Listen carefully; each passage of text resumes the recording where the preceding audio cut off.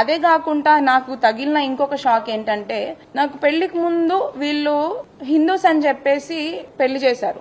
కానీ పెళ్ళైన వెంటనే నాకు తెలిసిన విషయం ఏంటంటే వీళ్ళు క్రిస్టియన్స్. వాళ్ళు లోపల ఎట్లాంటి హిందువులకి సంబంధించిన పూజలు గాని, హిందూ కార్యక్రమాలు గాని, అంటే బయట పబ్లిక్ లో మరి ఏం చేస్తున్నారు, ఏం పూజలు చేస్తున్నారు, ఎక్కడికి వెళ్తున్నారు అనేది నాకు సంబంధం లేదు. నేను ఇంటి కోడల్ని, ఇంట్లో ఏమైతే ఫాలో అవుతున్నారో వాటిని నేను పరిగణనలోకి తీసుకుంటాను. అక్కడికి వెళ్ళిన వెంటనే వాళ్ళ ఇంట్లో ఒక పూజ గది లేదు. బట్ మేము పెళ్లి చూపులకు వచ్చే ముందు అక్కడ మాకు తగ్గట్టుగా అన్ని ఫోటోలు అరేంజ్ చేసి మమ్మల్ని మోసం చేసి మమ్మల్ని పెళ్లి వరకు తీసుకొచ్చి పెళ్లి చేశారు. అది ఇవి ఇప్పుడు అబ్బాయితో ఒకటైతే, సెకండ్ వచ్చేసి క్రిస్టియన్స్ అని చెప్పేసి తెలియకుండానే పెళ్లి చేసి, నేను క్రిస్టియానిటీ ఫాలో అవటం అనేది నేను తప్పుగా పరిగణించట్లేదండి. ఎవరి దేవుని వాళ్ళు రెస్పెక్ట్ చేస్తారు. బట్ చెప్పకుండా పెళ్లి చేసి మోసం చేసిందే కాక బలవంతం చేయడం అనేది ఇంకొక తప్పు. అవన్నిటిని నేను ఎఫ్ఐఆర్ లో క్లియర్ గా చెప్పినా చెప్పకున్నా ఇప్పుడు డైరెక్ట్ గా మీకు ప్రతి ఒక్కరికి నా బాధ అర్థమవుతుంది అని చెప్పి ఇప్పుడు ఇంకొకసారి మీకు అందరికీ చెప్పుకుంటున్నాను.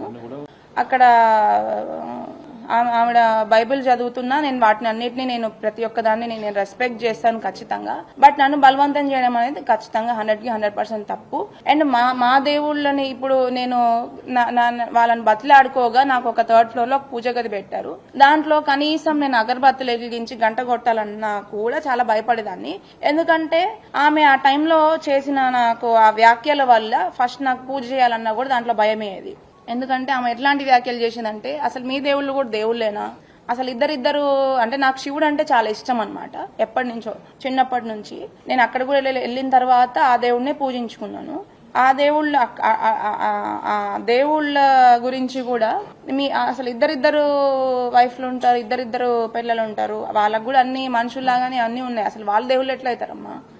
ఇప్పుడు నువ్వు పూజ చేసావు, ప్రసాదం పెడితే దేవుడు తినేస్తాడా అని చెప్పి ఇట్లాంటి మాటలు మాట్లాడడం కూడా చాలా తప్పు. ఫస్ట్ థింగ్ ఆమె ఇంకా నువ్వు హిందువు, మీ దేవుళ్ళు నమ్ముకున్నావు కాబట్టి నీకు ఇట్లా అయిందేమో, మా దాంట్లోకి వచ్చేసేయి అని చెప్పి ఇట్లాంటి మాటలు మాట్లాడేదన్నమాట.